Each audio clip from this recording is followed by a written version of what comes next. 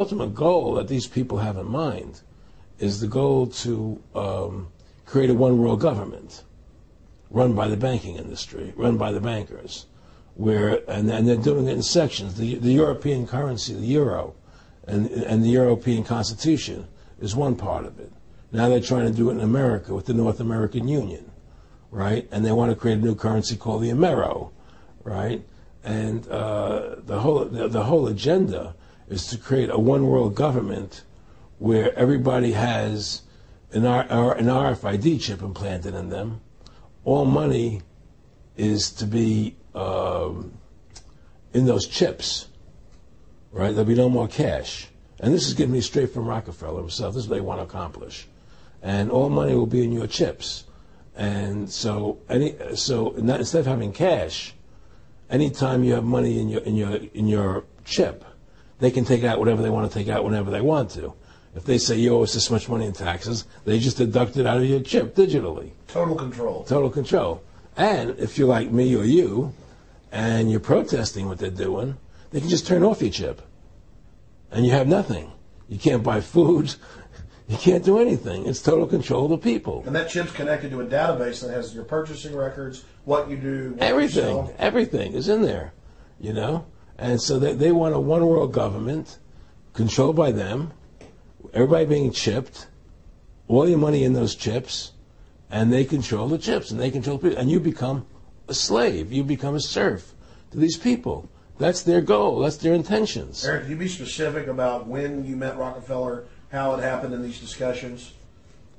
I met Rockefeller through a female attorney I knew who called me up one day and said, one of the Rockefellers would like to meet you. I had made a video called Mad as Hell, and he'd seen the video and wanted to meet me and knew I was running for governor of Nevada. So sure, I'd love to meet him. And I met him, and I liked him, and he was a very, very smart man. And we used to talk and share ideas and thoughts. And he's the one who told me 11 months before 9/11 ever happened that there was going to be an event. Never told me what the event was going to be, but there was going to be an event. And out of that event, we were going to invade Afghanistan to run pipelines from the Caspian Sea. We were going to invade Iraq, you know, to take over the oil fields, establish a base in the Middle East, and make it all part of the New World Order. And we'd go after Chavez in Venezuela. And sure enough, later, 9/11 happened. And I remember he was telling me how how you're going to see soldiers looking in caves for people in Afghanistan and Pakistan and all these places. And there's going to be this war on terror, which is no real enemy. And the whole thing is a giant hoax, you know, but it's a way for the government to take over the American people. He told you it was going to be a hoax. Oh, yeah. Oh, yeah. There's no question. He says, there's going to be war on terror. And he's just laughing. There's no... Who are we fighting? I mean, why do you think 9/11 happened and then nothing's happened since then? Do you think that our security is so great here that these people who pulled off 9/11, who were able to, can't knock down another plane? Come on, it's ridiculous. 9/11 was done by people in our own government and our own banking system to perpetuate the fear of the American people into subordinating themselves to anything the government wants them to do. That's what it's about, and to create this war, this endless war on terror. And that's why and that was the first lie. And the next lie was going into Iraq, you know, to get Saddam Hussein out with his weapons of mass destruction. That was the next lie. Now, specifically, this was a little over 6 years ago? This was 11 months before 9/11. Yeah. And Nick Rockefeller, who's a lawyer, he's become your friend over the previous years, and he's saying to you that there's going to be this big event, and then out of that we're going to have a war on terror, and it's just going to go on and on. Right. An endless war on terror without any real enemy. That you can never, so you can never define a winner. And did he say that it's going to be perfect because you can't define an enemy? It just goes on and on? Yeah, because you can't define a winner. There's no one to beat, so it goes on and on forever. And they can do whatever they want. They scare the hell out of the American public. Look, this whole war on terror is a fraud. It's a farce. It's very difficult to say it out loud because people are intimidated against saying it. Because if you say it, they want to make you into a nutcase. Let's But the truth has to come out. That's why I'm doing this interview. The fact of the matter happens to be that the whole war on terror is a fraud. It's a farce. Yeah, there's a war going on in Iraq because we invaded Iraq.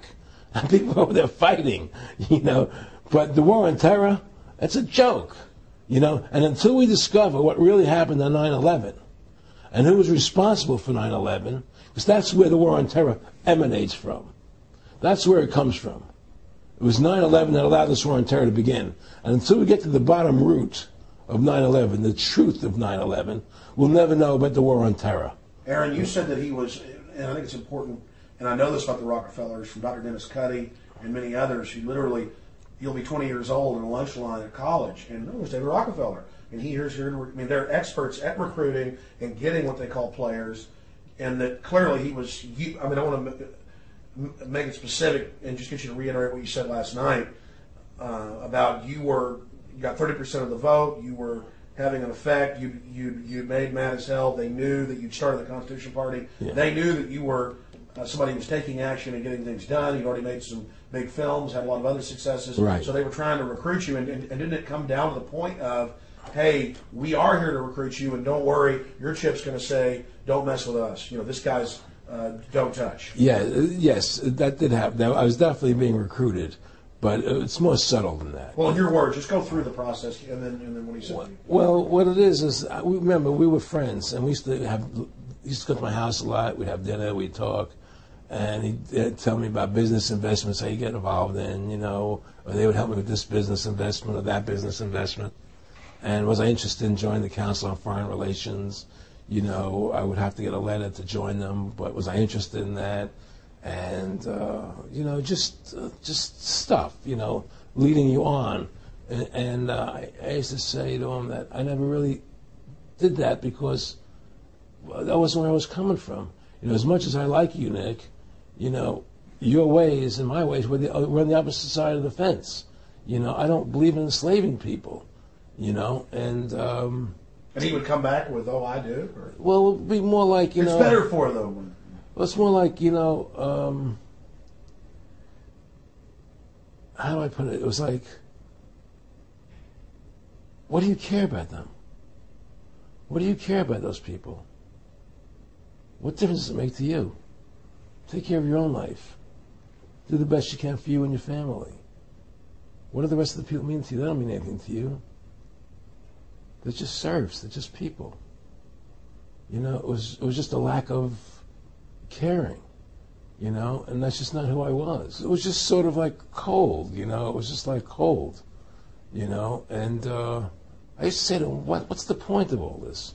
You have all the money in the world you need, you have all the power you need, what's the point? What's the end goal? And he said the end goal is to get everybody chipped, to control the whole society, to have the bankers, the elite people, the bankers and some governor controlling the world.